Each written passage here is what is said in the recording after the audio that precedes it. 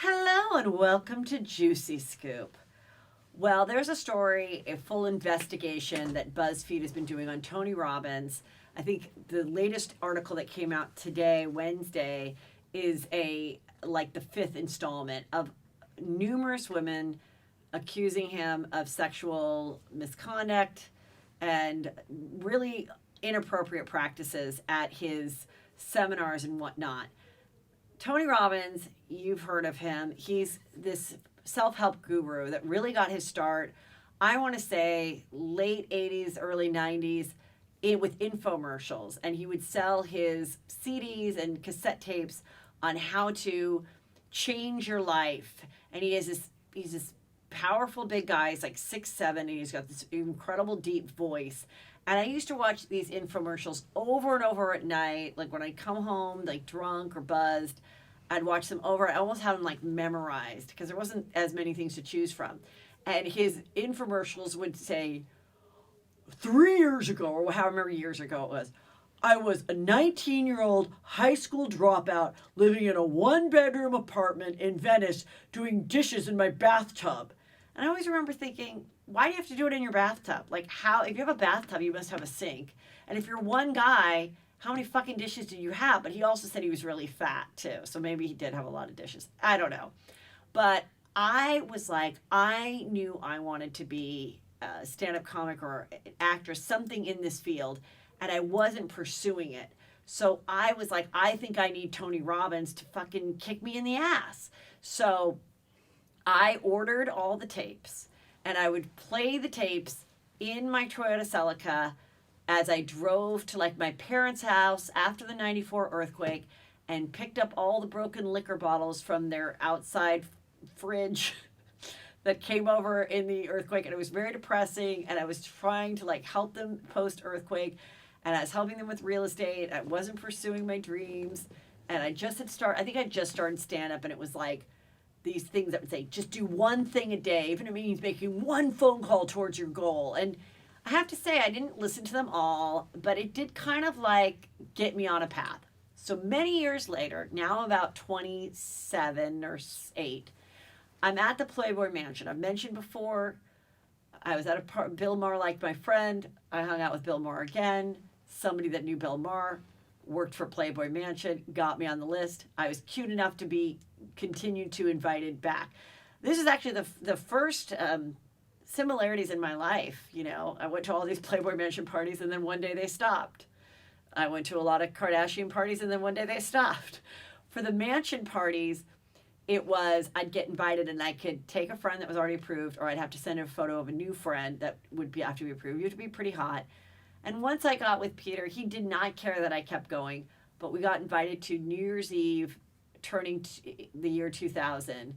And at this point, I was, or maybe I was married. I think the last one, I already was married, and I called and I said, can I bring my husband? And she goes, your husband? This is a singles party. And that was it. Cut. Never heard from again.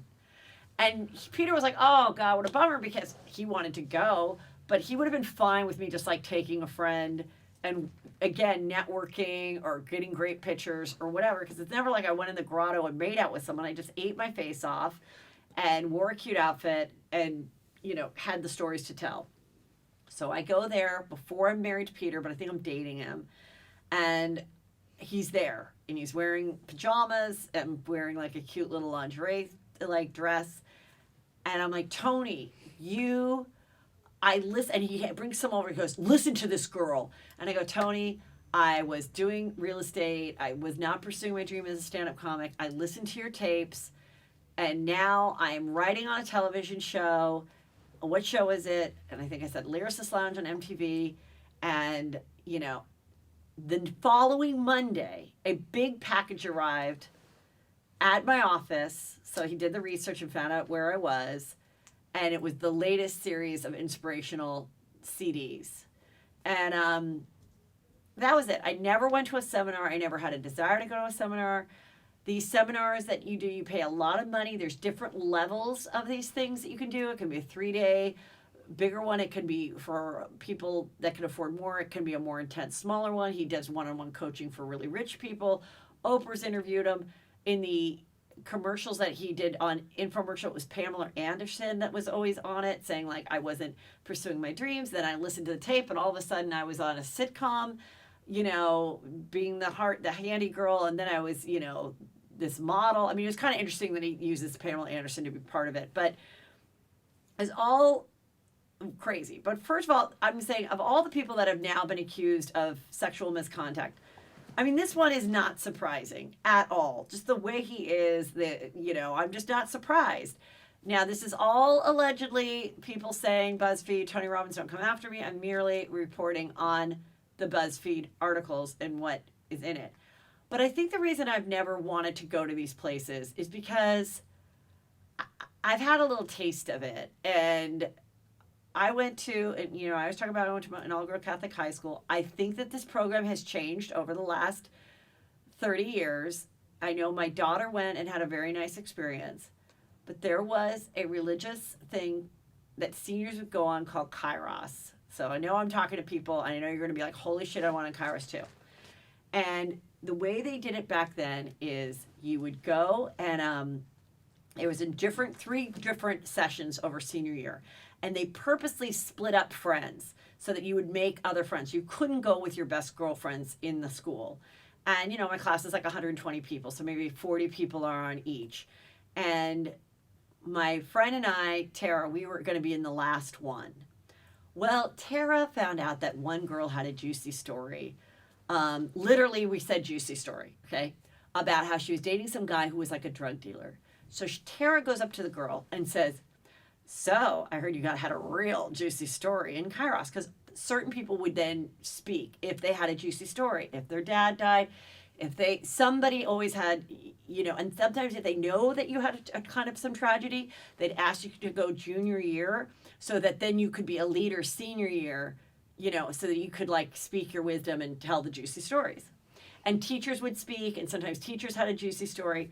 So, literally when Mackenzie came home, I go, how was it? She goes, not that great. Like no one had a juicy story, because I told her all the ones I'd overheard in the years. 10 years after mine was a girl who got up there and she was everything. She was, 4-point whatever, a athlete, pretty, had a boyfriend. And she said, last year I had mono and I was gone for a couple months. And I didn't have mono. I gave birth to my daughter and gave her up for adoption. And nobody knew, and the school had kept it a secret, and it was something she wanted to do. And the person that told me this obviously is breaking the bond, because you're not supposed to ever tell. And I'm not even telling the right decade this happened. The girl and the guy went on. They were together in college. They may still be married. All I can think about is, oh my God, how lucky is this couple that got this perfect baby that came from a smart girl that was made out of love, that was like, she was healthy. She's this kid, how amazing, and how amazing the school was to protect her, and how amazing she was to then a year later tell the story. So anyway, those were the kinds of juicy stories you'd get. Well, you're never supposed to share those stories. So somebody told Tara told somebody else, and we get pulled into and I wrote this whole story out in my first book, and then I took it out because I was really afraid that it would still come back to haunt me, that I'm sharing juicy stories from Kairos. There was this teacher that was just total granola, like Birkenstocks, and like toes that have never seen a pedicure in their life, okay? And lots of hippy dippy shit all over the walls, And she calls us in, Tara and I, and she goes, I'm about to not let you guys go to Kairos, I heard what you said. So the head of this department, or in this retreat, calls Tara and I in and is like, I don't think I'm even going to send you on the last Kairos retreat. Who told you? How'd you find out?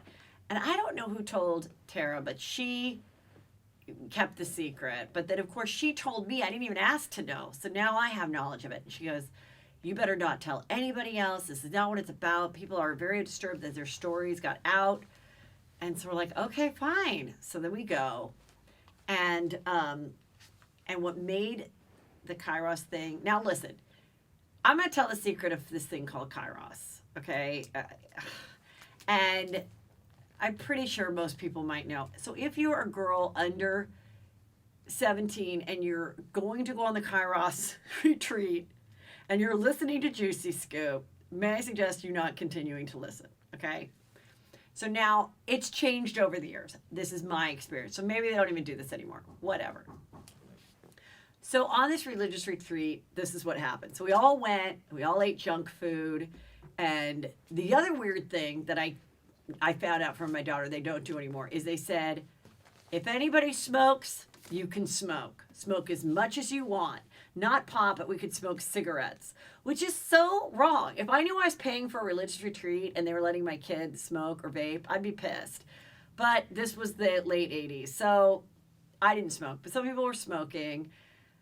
It was just like you could be yourself, and then people like teachers and girls that were seniors that were like already a counselor, they would tell their juicy story, and whatever the story would be, like, you know, I had an alcoholic father and there wasn't a restaurant I could go by that wouldn't bring up like a horrible memory. And, you know, so they're pretty interesting.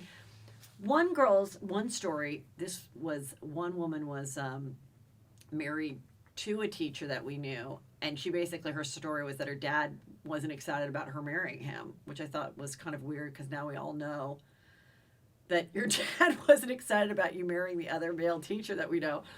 But that was her sad story. So we're listening to it all. And then like the second night of where you're like staying up late, talking to your friends, waking up early, going to, like hearing all these speeches and stuff. Then they were like, okay, they start reading these letters, but they wouldn't say your name. They'd be like, I knew from the day that we brought you home from the hospital and you looked, and then all of a sudden someone would start crying in the corner and you're like, oh my God, it's her parent writing their story. So then, you know, so everybody's parent, most people had two parents, and they'd choose one to read aloud, okay? They would decide which one they felt was more compelling to read aloud.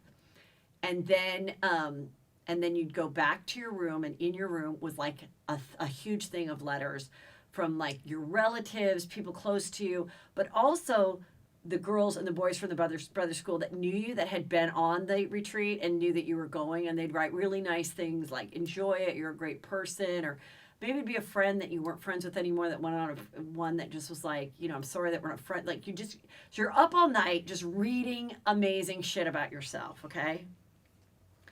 So that morning everyone's happy, they're excited, they get back in the room, and now it starts. You have done this wrong, you girls did this, you broke this rule, you were rude to this person, you were looking at your hairs growing on your legs instead of paying attention. So then they shot us down and made us feel like shit, okay? And then again, you'd stay up late and everything. Now the other secret I knew about the retreat was that when you came back from this place, which was like maybe 2 hours bus drive, that everybody that wrote you the letters, everybody that's been to this retreat before that's in town is there in the auditorium to greet you, okay? And that's another part of the secret, okay? So I knew it because we had heard all the secrets. So I knew there'd be boys from the brother schools there. So on the ride home, I'm starting to put on makeup and get cute. And people are like, what are you doing? You know? And I'm like, oh, my dad said when he picks me up, he's going to take me to Thank God It's Fridays or something. So I just want to put a little makeup on. I was like, okay, whatever. So then they bring us up through the stage, and it's like, woo! And everyone's like, oh my God. And now the girls look awful. Everybody's been eating junk food, smoking for 3 days, and are sleep deprived. And 2 days later is our senior fashion show. So my friend's mother, who cared a lot about appearances, was like, oh my God, she looks awful. She's got zits. Like, how is she going to be in this modeling fashion show? I looked fabulous. And also, I knew I had the fashion show, so I didn't eat a bunch of junk food. I never smoked. And so we get up. So there, I think my sister might have been there. I'm not sure, but maybe not because she might have been away at school. But so my parents come up, and my mom's like, which letter did they read? And I'm like, they read yours. And she's like, I knew it. They picked me for Shannon, too. So I'm like, well, that kind of takes the whole point. Like, it's out of a competition. Actually, my dad's was like meant way more to me which I read in the little dorm room, than my mom's, because my dad's was like really sharing like the hard parts about my childhood, like what I've shared with you guys, like the trauma, the yelling, the fighting, the older siblings, what what it was like to be a younger kid, with these teenagers having issues around me, and like just being exposed to so much like kind of difficult stuff as a kid. And so I felt his was so much better. Now my mom's was just a braggy letter, and it was so embarrassing. It was like, I don't know how you do it. Being accepted to 7 schools, Mary Dookie debutante, Valley debutante, lead in all the plays, a voice of an angel. I was horrified. I was like, this is so embarrassing. Like, why would they choose this one when the other one was like juicy, heartfelt? Anyway, once my daughter went, she said there were like no juicy stories at all. She still had a good time. They do know the parents are going to be there when you come home. So that's not like, I'm not ruining that secret. But what reminded me of hearing about this, getting back to the Tony Robbins and any of these type of things, is after this experience in college, I read about the Moonies, which is like a famous cult. I don't even know if it's still around.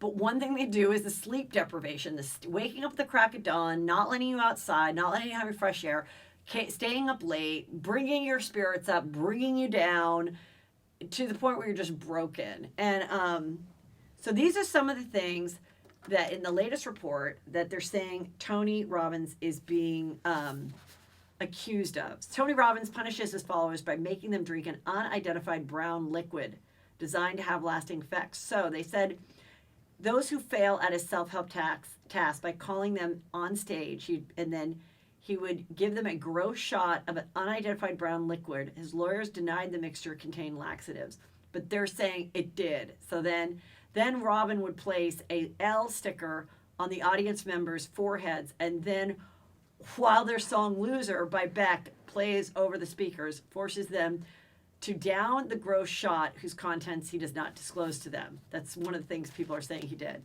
Also, a former staffer told BuzzFeed that audience members are deliberately led to believe that the nasty mixture does contain laxatives, and I always felt that this was highly inappropriate and falls into a category of public shaming. So even if it didn't, you probably mind fucked your asshole to having to go to the bathroom. So 9 more former followers and staffers have come forward since this has all come out, and they said that he ordered a female audience member to touch themselves sexually. So he'd berate victims of rape and domestic violence if they shared it, while some former staffers and fans have accused him of sexual misconduct. He also made sexual advances or was naked in front of 10 of them.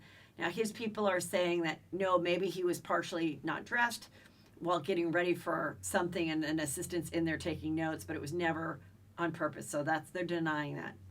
But 2 former followers have now come forward to say that they witnessed Robbins ordering women in the audience to touch themselves sexually, and described telling a female participant to fondle her own breasts. And a former executive assistant said that she often had to deal with the fallout from Robbins' inappropriate behavior during the employment. And the experience began when Robbins placed his hand on her knee during job interviews. She said it was inappropriate. She did accept the job, though he never went after her after that, but she would get a stream of phone calls from other women saying that Robbins had groped them.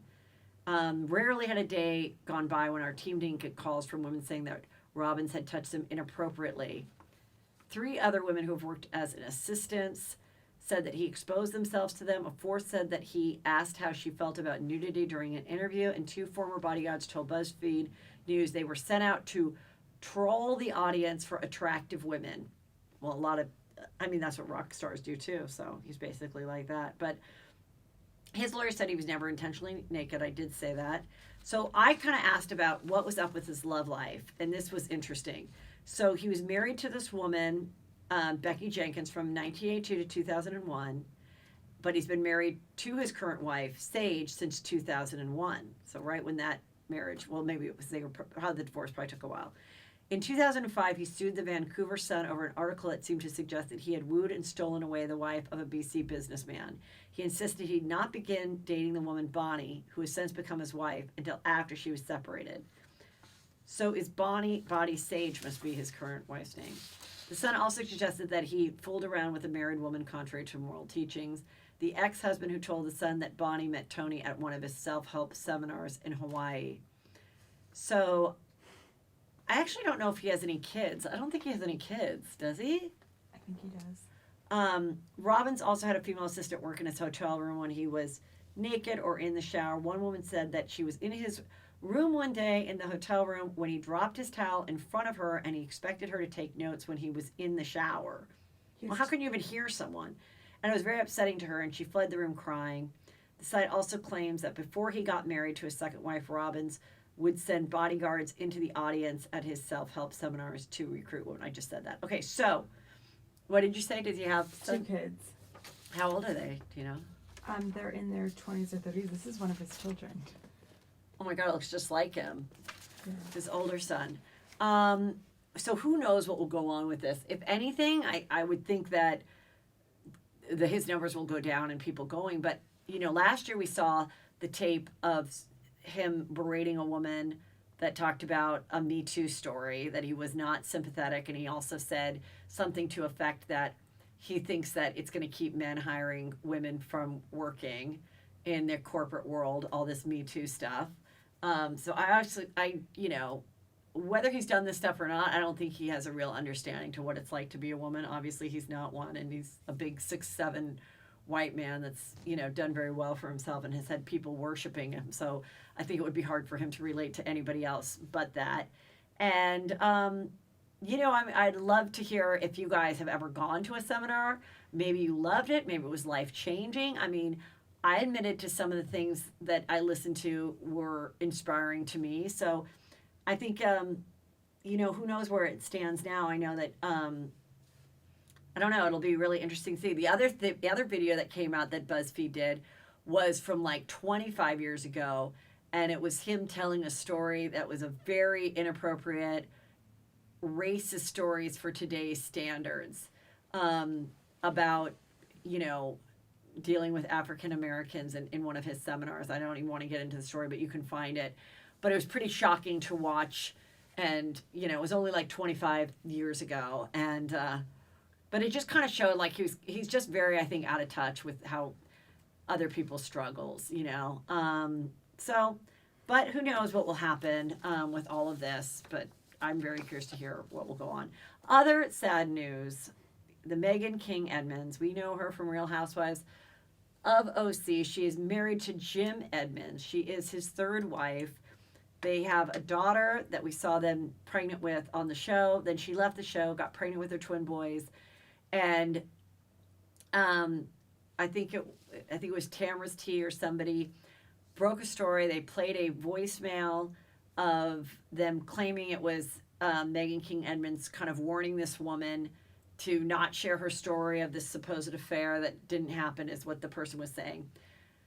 And it was about that they had all these text messages and things to prove that Jim Edmonds absolutely had a texting, if nothing else, inappropriate sexting relationship with a woman other than his wife during the time that Meghan was pregnant with the twins. So she since has written her own statement blog about it, that regardless of, she believes that it hasn't gone past sexting, but that alone is a total betrayal. And she wrote, I don't even know if I can trust him. I don't know if she's done something since then to say we're going to try to work it out. He is still doing like sports reporting, and I think he kind of said we're trying to work it out. It's very sad because then she also mentioned that they fear that one of their sons might have like a neurological disorder. So my heart really goes out to Meghan. I know that she loves her husband. I know that there's been rumors about him. I mean, she is the third wife. Not that should be like, not that she deserves anything, but obviously it's probably to America a little bit less of a surprise. He sent photos of his penis and things to this girl, and all of that is undeniable. That happened. So now she has to deal with, is he a sex addict? Is this something that can be fixed? Can I ever trust him again? He's 3 little babies. But I bet they want her back now on the show if she wants to come back.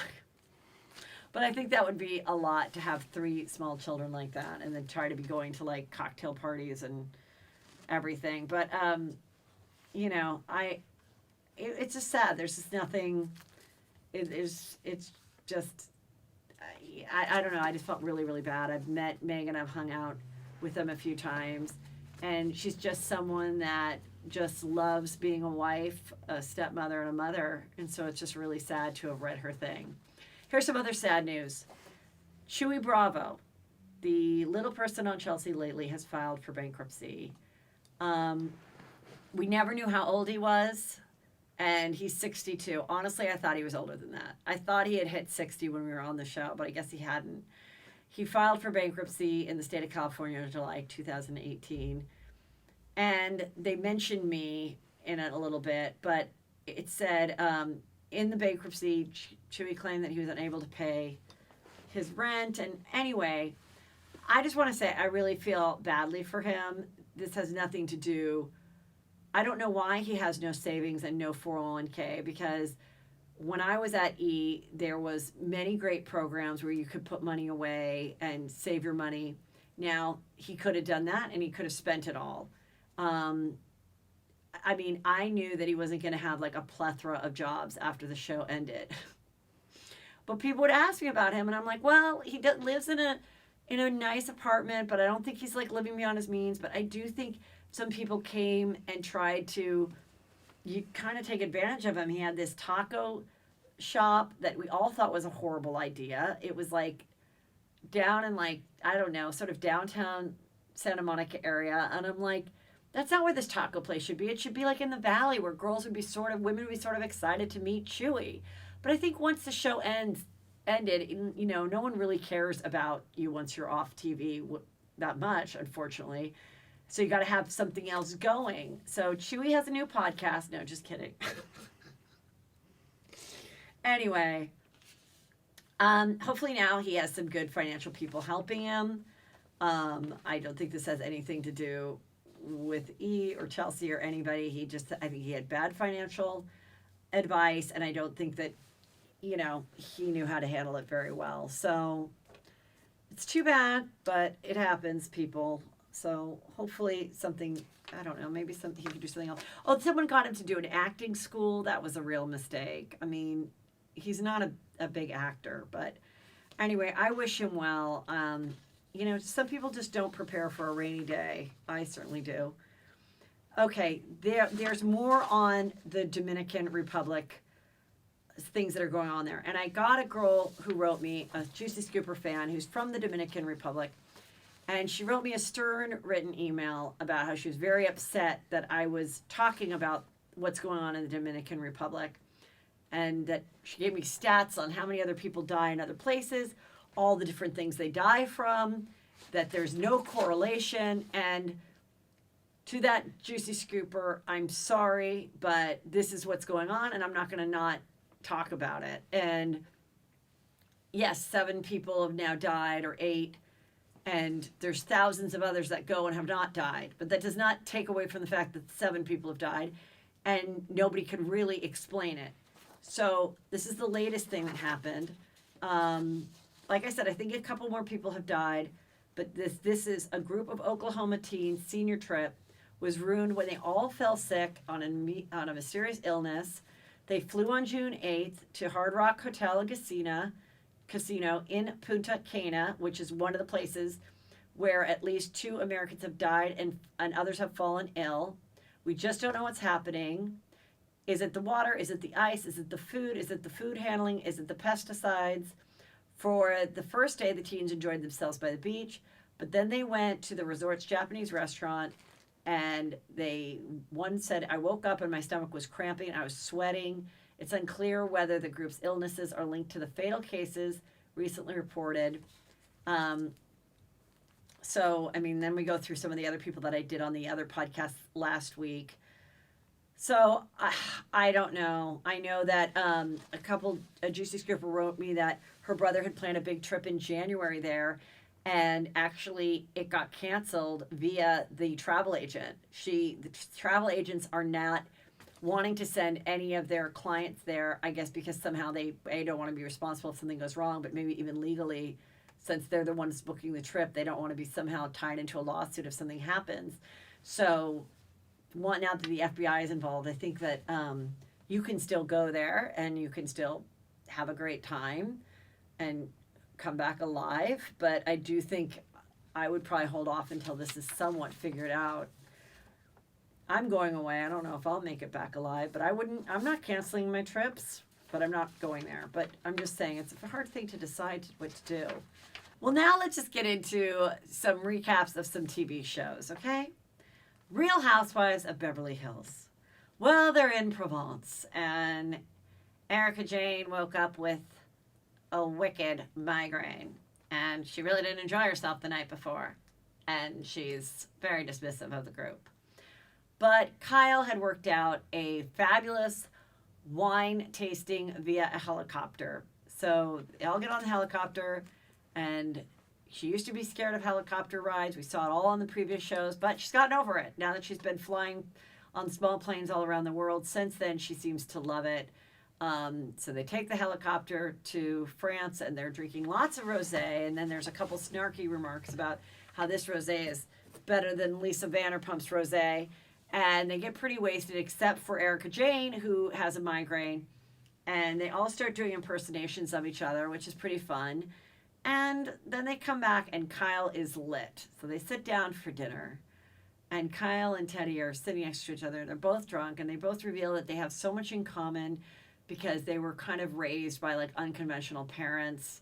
They kind of gave them no discipline or no structure, and that's why they create a lot of structure for their own homes. And then Erica's sitting there, and Kyle's like, I just don't think you enjoy hanging out with us. Why would you say that? I've actually never enjoyed women before. I've always been competitive with them. I've never had friends. No woman has ever helped me. No woman's ever given me a job. No woman's ever been my friend. But now I'm on this show, and I actually feel the closest to you women as I have anyone. So I don't know why you would say that. Well, I just think it's weird, and I think it's weird that Lisa Rinna dressed up like you and then said nasty things to Kim, saying that you would say it. I don't understand why you're not offended by that. I don't know why you're trying to make something out of a big deal that's not a big deal. I wasn't bothered by it. Drop it. Why do you keep bringing up? I think there's something more going on between you and Teddy. What's going on here? And Dorit's like, I find it absolutely fascinating. Right now we're sitting having a lovely dinner. I don't know what's going on, but Kyle and Teddy have become so incredibly close. They're soon going to just merge into the same person. And Lisa Rinna was not very drunk. And she's like, what is going on? Why are you saying that to her? I just don't think that what's her name? Erica Jane enjoys hanging out with us. I just don't. Well, you need to tell her that yourself, Kyle Richards. You need to tell her that you don't think that she enjoys hanging out with us. Erica Jane, I gotta tell you, why don't you like hanging out? You know what? I am good. I am done. You're not, what are you trying to kick me out of the group now? I'm going to bed. And at this moment, I was like, ooh, Erica Jane is going, what the fuck is going on? You're ganging up on me. You're saying I don't enjoy the group. Are you trying to put me on the fucking shopping block for next season? Because I'm not having it. It's expensive to be me. She goes to her room. Kyle continues to have fun and get drunk. And they're still there. They're still in Provence, France. We see Camille's home, which is half burned. It's going to be demoed. And Denise's home was saved. And there's just nothing funny about that. But this was interesting. So Dorit has been ordered to show up in court and hand over her financial records. So her husband is in a legal battle for $1.2 million that he owes a man named Nikos Kirzis. This guy said he loaned him, PK, the money back in 2011, and he accuses Kemsley of not paying a dime for years, and the reality star even tried to wipe the debt clean of PK recently gave him $250,000, but that only covered the interest. So there still is a balance of 1.2 million. So the creditor has garnished PK's City National Bank account, which he shares with Dorit for $30,000, and Dorit tried to stop the $30,000 from being garnished, claiming that the money is her separate money. But they went to court and said no, we disagree, and we want to see her financial argument to say that that is her money and not their joint money together.